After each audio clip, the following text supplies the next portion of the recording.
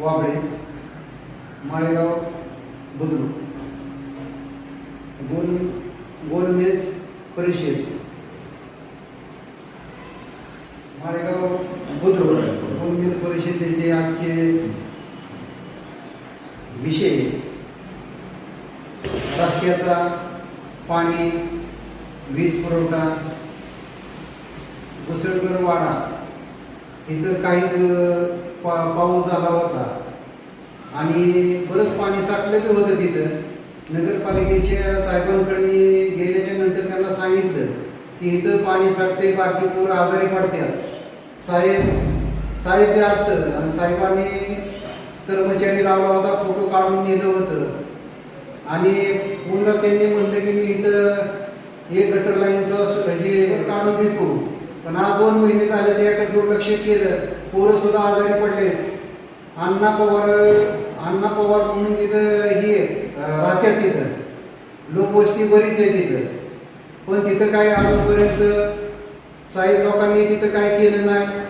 पुन्हा रमेश धनगर यांच्या रस्त्यावर सुद्धा आतल्या तिथं सुद्धा मुरुम टाकला नाही. नुसता म्हणजे मुरुम टाकतो म्हणून आजपर्यंत मुरुम टाकला नाही त्यांनी. असं 4-5 रस्ते तिथं आजपर्यंत रस्ता झाला नाही आणि त्या मुरुम सुद्धा टाकला नाही. गाणीचा पाऊस झाल्याच्या नंतर डासांचं साम्राज्य तयार होतंय, तिथं पोरं आजारी पडतात, पण त्याच्यावर कोणीही लक्ष आजपर्यंत दिलं नाही. आज नगरपालिकेचं घाण पाणी ह्या चाळीला आमच्या सोडलं जातं. आज येरीला कॉर्पोरेशन होते, त्या पाण्याचा वास येतोय, माणसं आजारी पडतात, पण त्या पाण्याची आजपर्यंत विल्हेवाट लावली नाही.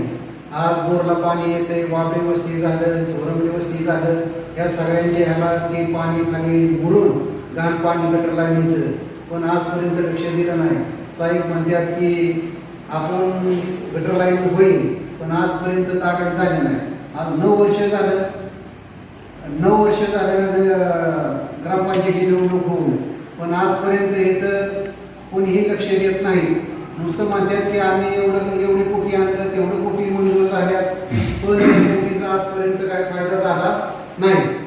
ठराविक ठिकाणी झाडल्या जातात, काही ठिकाणी झाडलं जात नाही. असे बऱ्याच ठिकाणी असं आढळून येते. प्रत्येकाच्या समस्या आहेत. विक्रमनगरमध्ये 30 पोझिशन आहे. दासरवाडा आपला मुसळकर वस्ती आहे, ती पुन्हा चाळीत आहे, हनुमाननगर आहे, काही गोशीवाडा आहे.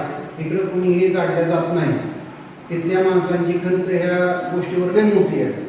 पाण्यापट्टी आपण वेळेवर भरतोय, घरपट्टी भरतोय. पाण्यापट्टी घरपट्टी नाही भरले तर कलेक्शन काटा येतात. ह्या गोष्टीचं त्याच्यावर लक्ष देणं गरजेचं आहे. आतापर्यंत कोणीही देत नाही.